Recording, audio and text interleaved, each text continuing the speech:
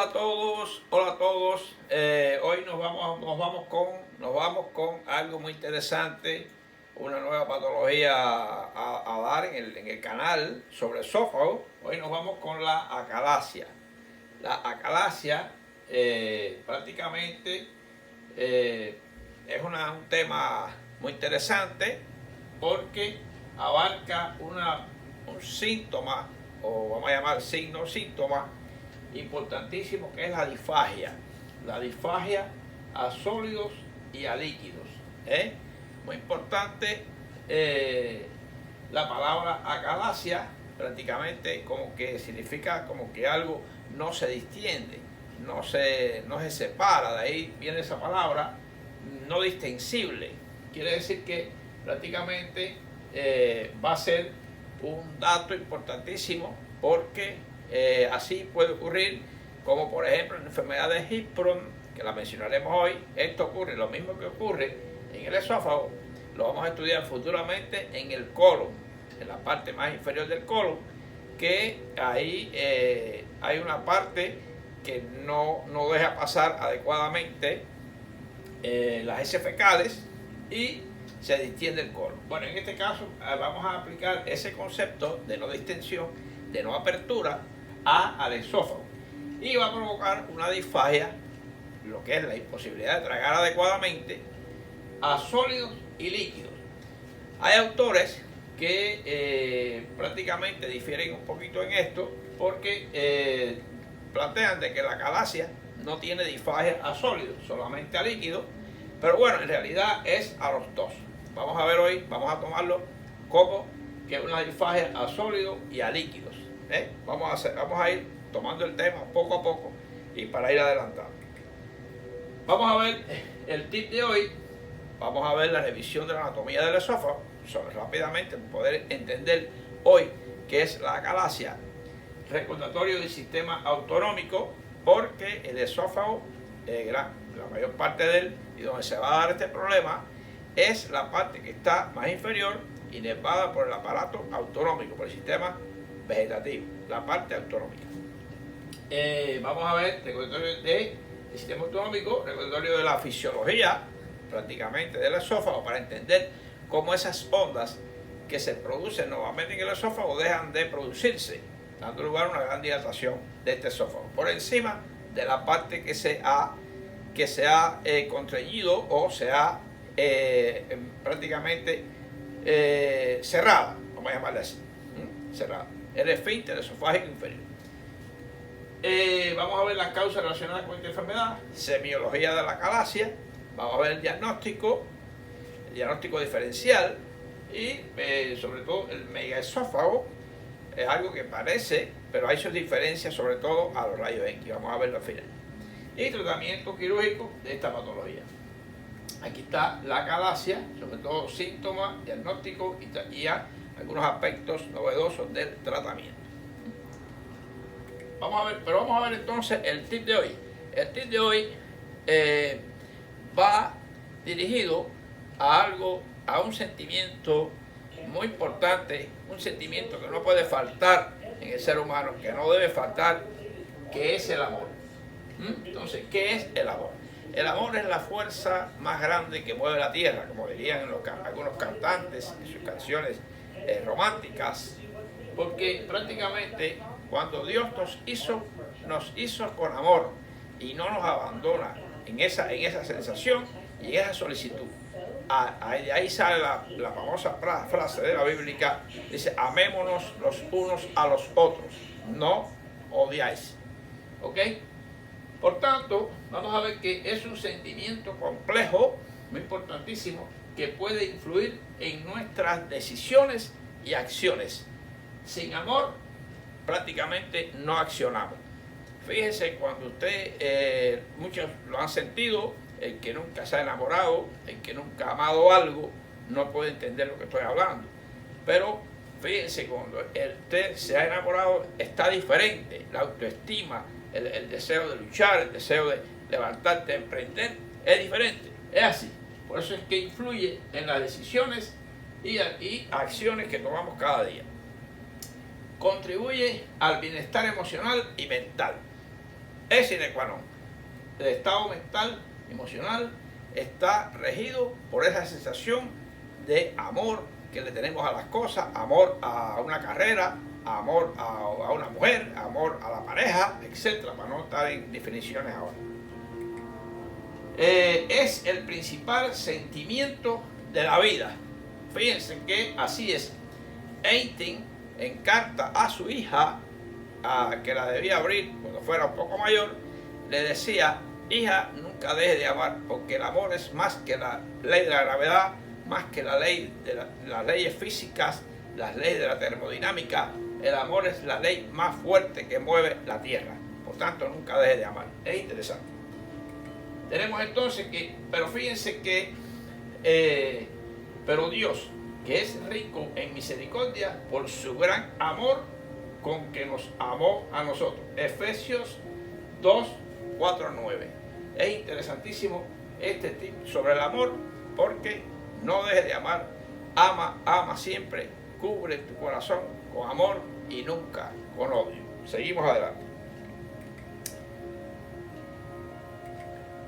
Ok, algunos términos importantes para entender y ver sobre este tema de esófago.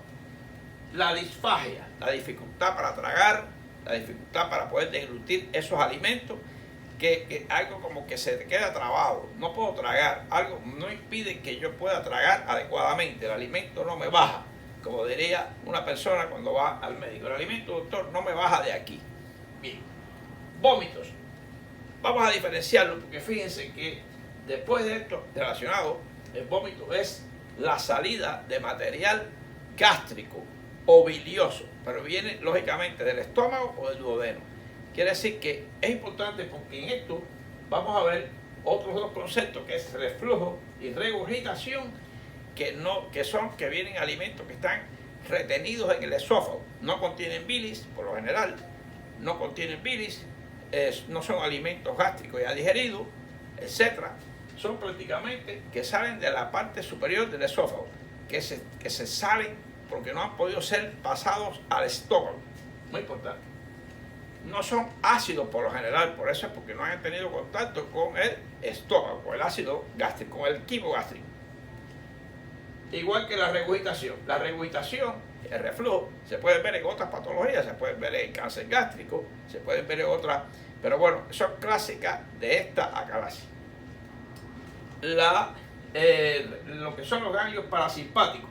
Los ganglios parasimpáticos, vamos a ver, ganglios simpáticos y parasimpáticos, que son los que están en el órgano. Esto es importante, ganglios parasimpáticos. Fíjense que no deje, los ganglios simpáticos los hemos estudiado mucho, son para vertebrales, etc. Pero es importante saber, y ahora lo vamos a ver cuando un pequeño repasito del sistema autonómico, es interesante saber que esas bolitas que usted ve ahí por debajo, prácticamente, por encima de esta capa muscular circular y por debajo de la longitudinal, y estas bolitas que usted ve aquí forman lo que es el plexo de Auerbach, meioentérico de Auerbach. Esas ahí están contenidas en esos ganglios parasimpáticos.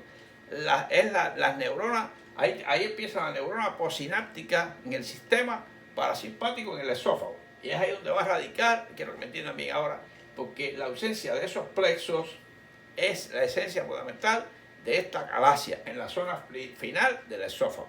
Es importante. Ahora, acalasia, fíjense que le pongo, como le decía al principio, es sin capacidad a relajarse, a dejarse dilatar, a esa dilatación que ocurre después de una onda, de una contracción esofágica en las ondas primarias, peristalticas primarias, que se dilata posteriormente para que el bolo avance. Bueno, pues no se relaja, y eso es lo que le llamamos acalasia. Agangliosis es la ausencia de los ganglios, agangliosis. Por eso existe la gangliosis congénita del esófago o la gangliosis congénita del colon, que es la enfermedad de Hirschsprung. Ya la estudiaremos cuando veamos colon. Muy importante. Estos criterios se los damos. Aquí está ese niño con esta parte final, tiene una gangliosis, mírala ahí, y lógicamente ese colon se distiende, hace un megacolon, un megacolon. Importante porque aquí, en este pedacito, no están esos ganglios importantísimos parasimpáticos, donde está esa neurona postsináptica y por tanto no se distiende, no se relaja. Está la ausencia del plexo de Auerbach. Muy importante. Muy bien, vamos al recordatorio de la anatomía y fisiología del esófago. Vamos a ver que el esófago iba lógicamente, como habíamos visto, desde la faringe hasta el estómago, en sus tres posiciones cervical, torácica y abdominal. La posición cervical, torácica y abdominal, y tenía algunos esfínteres o constricciones, estrechez. Está la estrechez cricofaringea allá arriba, estaba la estrechez aortobronquial y está la estrechez diafragmática, que la habíamos visto ya, anatomía propia del esófago que vimos en el video anterior. Hoy nada más es recordatorio. Hay una, en cuanto a la fisiología del esófago, no vamos a ver entonces sus relaciones hoy ni nada, relaciones anatómicas con la tráquea, eso es el video anterior que vimos. Hoy nada más con unas cositas importantes para ver a qué le llamamos esfínter inferior, a qué le llamamos estas estrecheces, etc.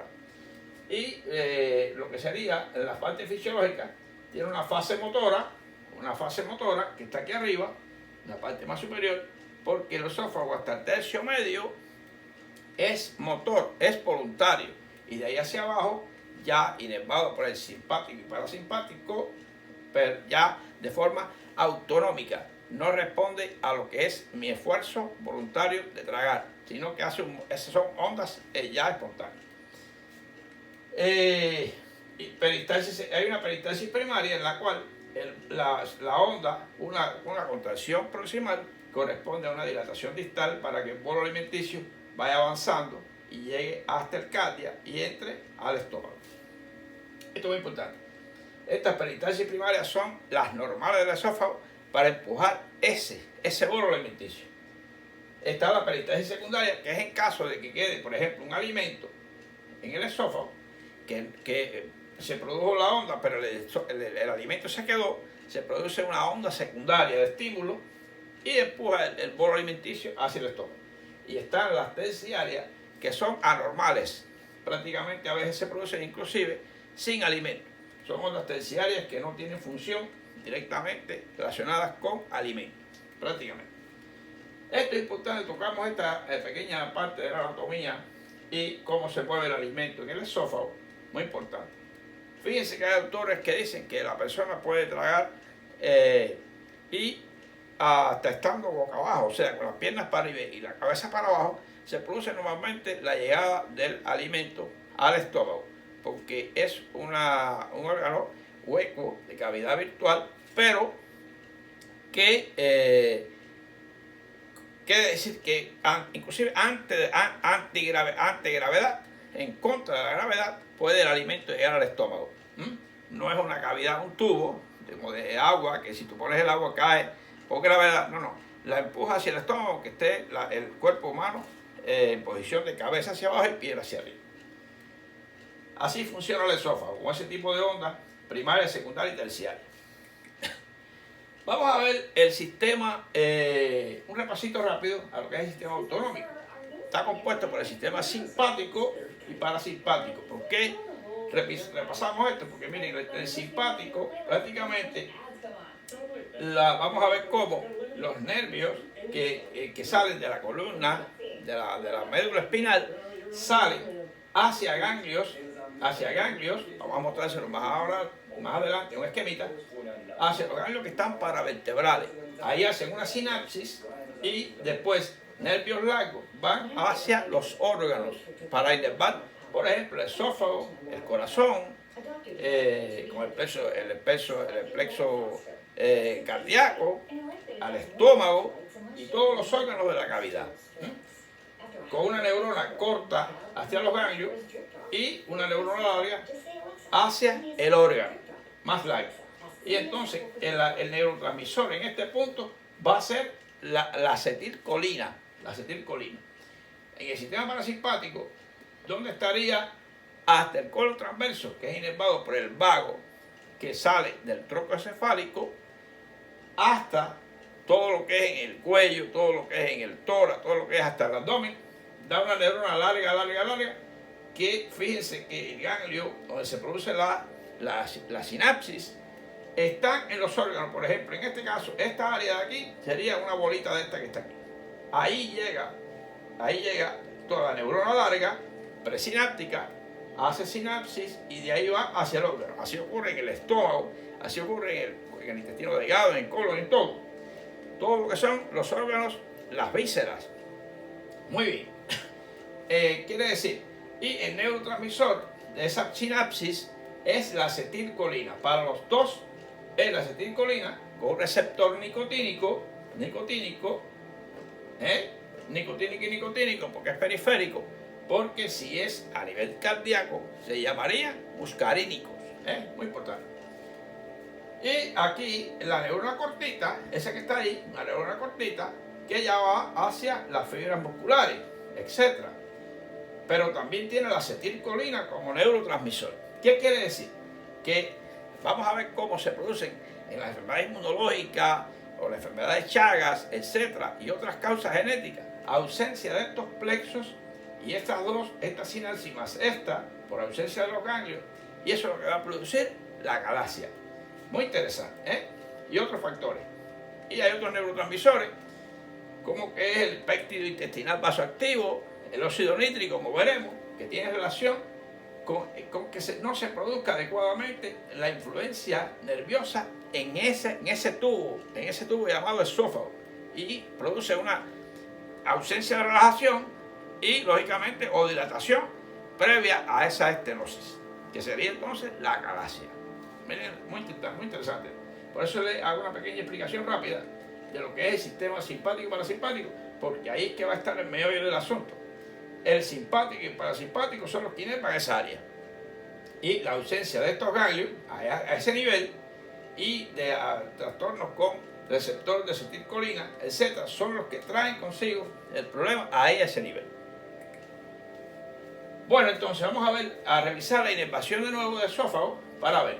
Lógicamente, a nivel del cuello, habíamos visto que era el nervio laríngeo recurrente, que es del vago, ¿veis? Nervios vasomotores, y el simpático del cuello, los ganglios del cuello. Este es el ganglio simpático, y fíjense, el vago trae la inervación. Esta es la inervación del vago, que viene desde el tronco encefálico. Miren aquí una sinapsis y hay una neurona cortita ahí. Este es del vago, ahí está la sinapsis, una neurona cortita, y así en azul. Y miren, en el caso del simpático, cómo viene la neurona que viene de la médula. Está aquí, por ejemplo, ahí está la médula, viene la neurona eferente hacia el ganglio, hace una sinapsis y va hacia el órgano. Quiere decir que la neurona en el simpático es larga, la ven aquí, larga, y la sinapsis se produce en el ganglio. Pero en el caso del parasimpático, como habíamos explicado, la neurona está, o sea, la sinapsis se produce en el mismo órgano. Al haber ausencia de estos ganglios, influye la inervación simpática y se aprieta, se cierra esta parte del esófago más abajo, dando lugar a lo que se llama la estenosis, por la ausencia de estos ganglios, del plexo, prácticamente del plexo submucoso o plexo mioentérico, la ausencia de eso que está ahí. En el toro, la porción más superior, la porción más inferior del sistema simpático y parasimpático, que es el vago, como decimos, míralo aquí, el vago que abraza totalmente al esófago, formando dos gruesos troncos, un vago anterior y un vago posterior, que ya van al estómago. Ya vayan oyendo esto, porque para allá vamos futuramente, a ver el estómago y conocer el estómago. Y serían los plexos de Meissner y Auerbach, que son mecanorreceptores y osmoreceptores, mecanorreceptores de estiramiento. Cuando el bolo alimenticio va pasando, produce ese estiramiento en el esófago y eso provoca una contracción que empuja el bolo alimenticio. Por donde vaya pasando, produce ese mecanismo de estiramiento y hace ese arco reflejo de contracción para que el alimento continúe. Así que esta es la idea fundamental sobre la inervación del esófago, para ver cómo se produce esa galaxia. la fisiología más íntima, vuelvo a repetir el esquemita acá, que sería, ¿qué se produce ahí? En esa sinapsis. Esto que está aquí. Ahí está la acetilcolina, esta bola que está aquí, esto sería como la neurona presináptica y la neurona postsináptica. Ahí sería que eso que está ahí es esto que está aquí, ese puntito que está ahí. ¿Ves? Esto que está aquí sería esta parte, y esto que está aquí sería esta partecita. Ahí no hay una buena aceptación, no hay una buena información química de la acetilcolina, por tanto queda denervado esta área que está aquí y se cierra como esfínter bien estenótico y se dilata la parte superior. La parte superior se comporta dilatándose y la parte más inferior contrayéndose, porque aquí hay un esfínter. Recuerden que aquí hay un esfínter normalmente que se hace más tónico cuando hay ausencia de esta inervación. Y hay receptores ACH receptor de tipo nicotínico, como habíamos dicho en este caso, y además hay el óxido nítrico y el péptido intestinal vasoactivo que actúan tanto ahí como en el intestino y el colon. Muy importante. Aquí se los muestro de esta forma para que sepan cómo actúa, cómo se produce eso va a estar ausente en el caso de la acalasia por causa genética, porque inflamaciones, reacciones inmunológicas, por enfermedades chagas producidas por el Trypanosoma cruzi. Vamos a ver más adelante ese ejemplo que le pongo. Muy bien. ¿Cuál sería entonces el concepto de acalasia? Acalasia es un trastorno de motilidad esofágica, un trastorno de la motilidad esofágica de origen neurógeno, caracterizado por alteración del peristaltismo. Se altera el peristaltismo, por eso se dilata. Y ausencia de relajación del esfínter esofágico inferior durante la deglución. En ese momento se distiende la parte superior y no se abre el esfínter inferior, se mantiene tónico. Todo lo contrario, se mantiene tónico. Por pérdida de células ganglionales del plexo mientérico en el esófago, que provoca la denervación del músculo esofágico. Y aquí vemos que lo normal, y aquí está la denervación de esta área, por la causa que sea, produce que este esfínter no se abra y hay acumulación de alimento acá con dilatación, como lo veremos en rayos X, etc. Y hay regurgitación y reflujo, de subflujo, que puede ir a las vías aéreas. Veremos cómo se producen complicaciones en los pacientes que son sobre todo un poco anormales, que tienen otras enfermedades, por ejemplo neurológicas, esclerosis múltiple, etcétera, Parkinson, que pueden tener estos problemas. Ese es el concepto de acalasia. Ahora bien, la patología esofágica puede ser trastornos motores, que son uno de los que estamos hablando, la acalasia. Puede ser el que estamos hablando hoy, el espasmo esofágico, está el hiperperistaltismo en los cascanueces o megaesófagos, el hiperperistaltismo, también un esófago hipermotor se puede producir, todo lo contrario a la acalasia. Ahora, está la inflamación, que sería la esofagitis, ya sea por ingestión de cáusticos, etcétera, o esófago de Barrett, o el llamado HER en inglés, o reflujo gastroesofágico. El reflujo gastroesofágico, muy importante y conocido, y de tanto estudio que lo vamos a hacer un tema de aquí de clase para ustedes, lo que es el llamado el HER, el reflujo gastroesofágico, causas, motivos, repercusiones en el esófago, etcétera. El esófago de Barrett, muy importante. Y también puede estar relacionado con el Mallory-Weiss o el Boerhaave. Son datos que le doy aquí, aunque no aparecen en el tema de hoy. Están las congénitas, como la atresia esofágica, con o sin fístula. Eso va a ser otro tema que viene por ahí también. Muy interesante. Las congénitas de la atresia esofágica, con o sin fístula. ¿Con quién se hace la fístula? Con la tráquea. De ahí el nombre de atresia esofágica o atresia tráqueo-esofágica. Fístula tráqueo-esofágica o no. Y está las estructuras quistes, divertículos, etcétera, en los que está divertículos de Zenker, motivo de clase también, de un pequeño video, los divertículos epifrénicos, cuando son divertículos por pulsión, divertículos por tracción, etc. Todas son las patologías esofágicas en general. Pero hay más. Está, por ejemplo, también la de la disfagia sideropénica de Plummer-Wilson, etc. Y otras más. Vamos a ver entonces que, fíjense, la fisiopatología, sobre todo, y le pongo el número 1 arriba, de causas desconocidas. Causas desconocidas pueden dar lugar a esta ausencia de los plexos de Auerbach, sobre todo en el esófago, y dar la acalasia. Pero está la inmunología, la tendencia inmunológica de un paciente a tener, ya sea hombre o mujer, a padecer de esta situación de ausencia de los ganglios, y se le produce la acalasia. Está la susceptibilidad adherida, ¿no?, a la genética, con una susceptibilidad relativa a lo que es la genética, la herencia, heredar estos factores deficientes de estos plexos, etc. Y está asociada con virus, sobre todo el herpes virus.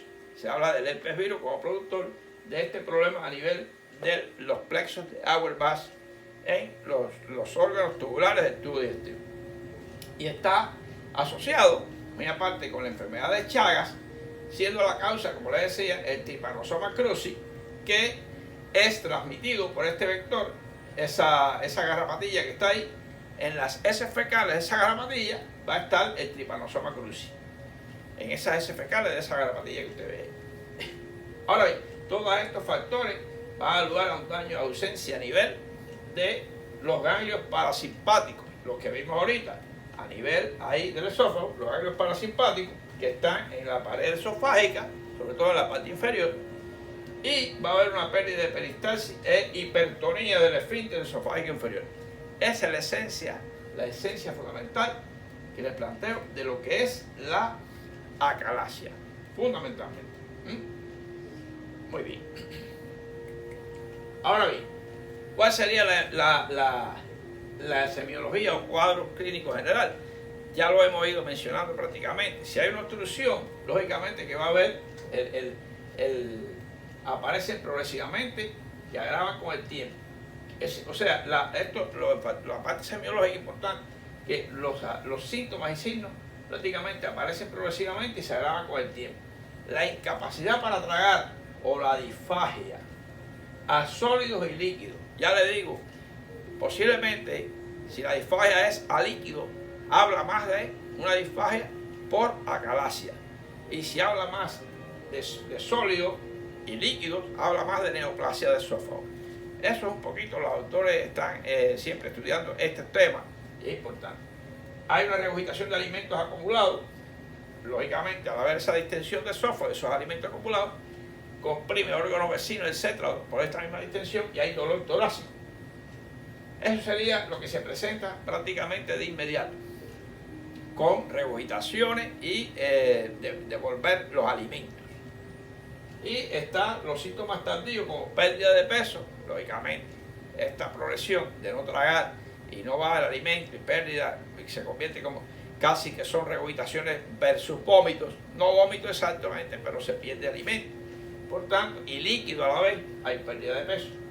Aspiración pulmonar, muy importante. Estos pacientes, sobre todo si están asociados con esclerosis múltiple, Parkinson, etc., tienden a hacer procesos respiratorios, porque ese alimento que regurgita muchas veces pasa a vías aéreas, pequeñas cantidades, y va a dar lo que se llama, hay una aspiración pulmonar y una patología infecciosa respiratoria asociada.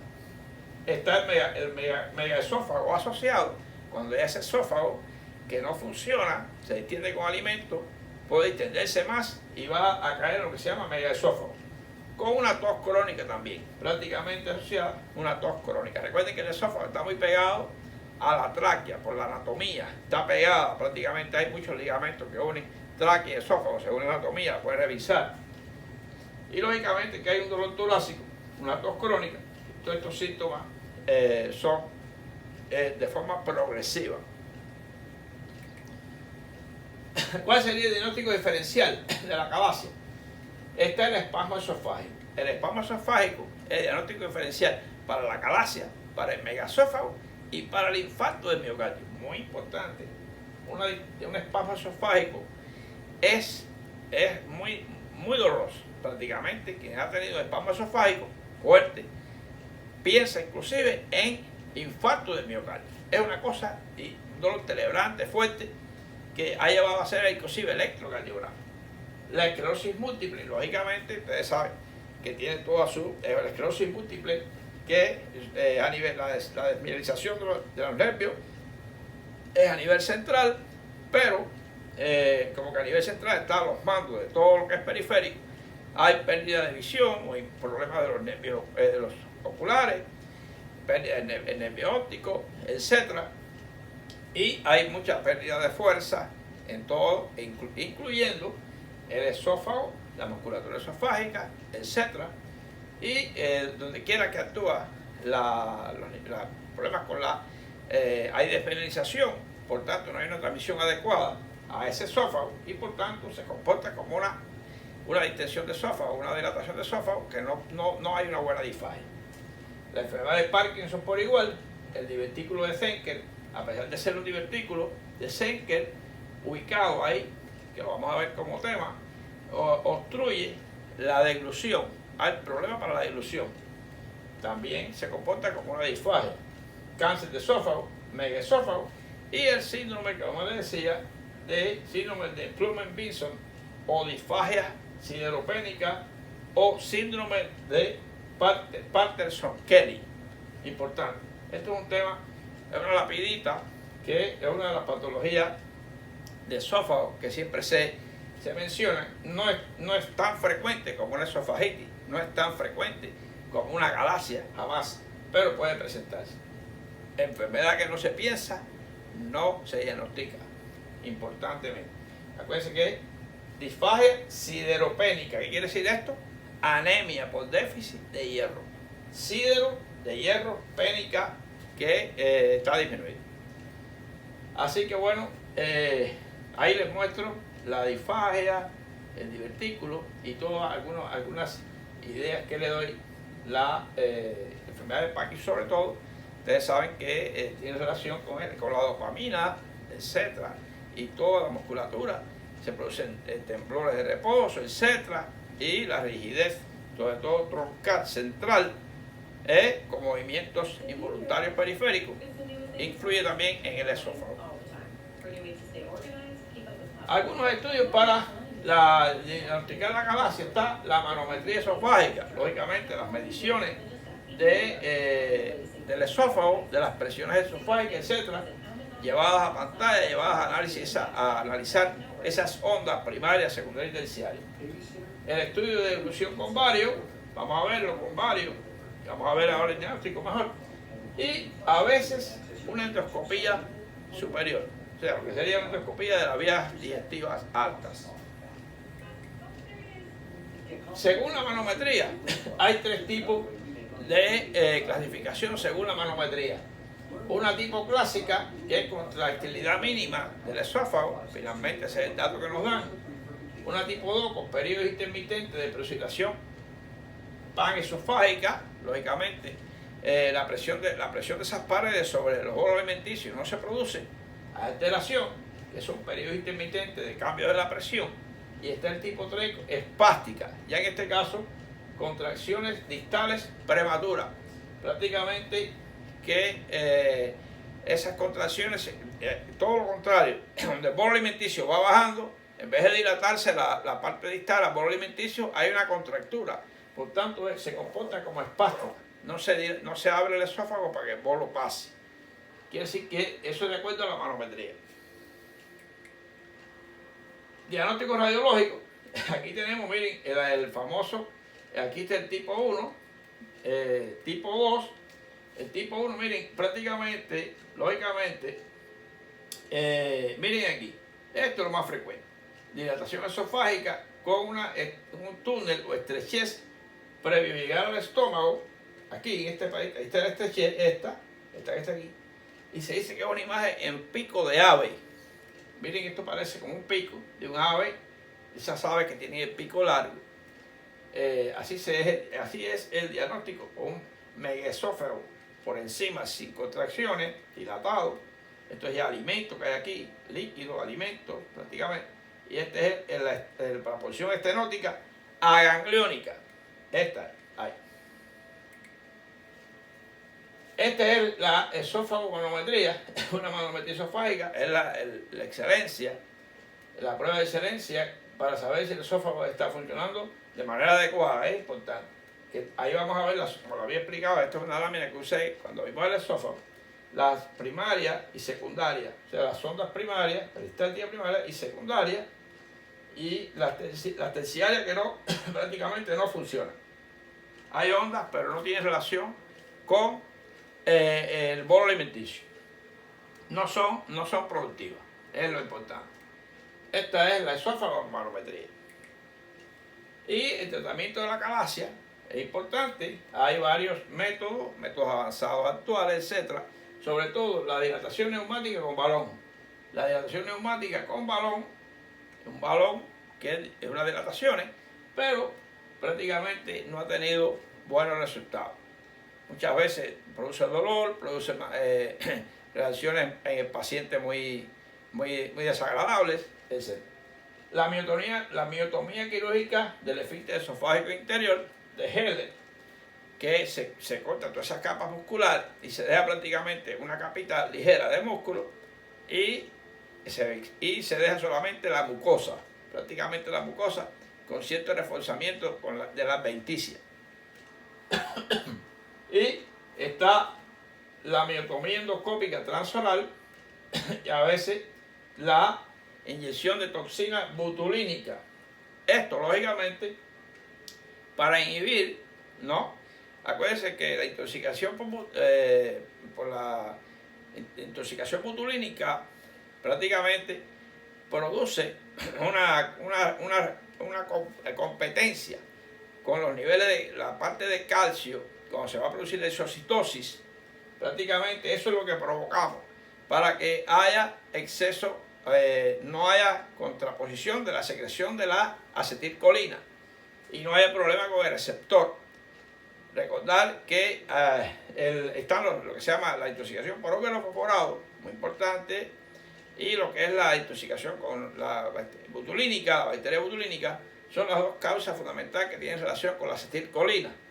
Prácticamente en este caso lo que estamos haciendo es con dosis baja para inhibir ese tono tan exagerado que se ha producido ahí, por no haber los ganglios donde se produce la sinapsis.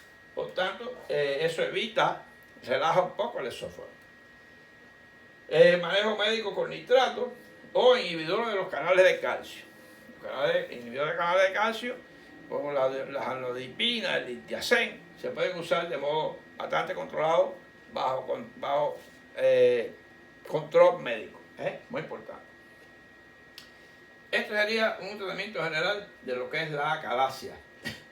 La acalasia que se produce, ahí está el balón, o ahí está la cardiomiotomía de Heller, el balón por acá, aquí se ha abierto se ha dejado solamente la mucosa, ¿ves?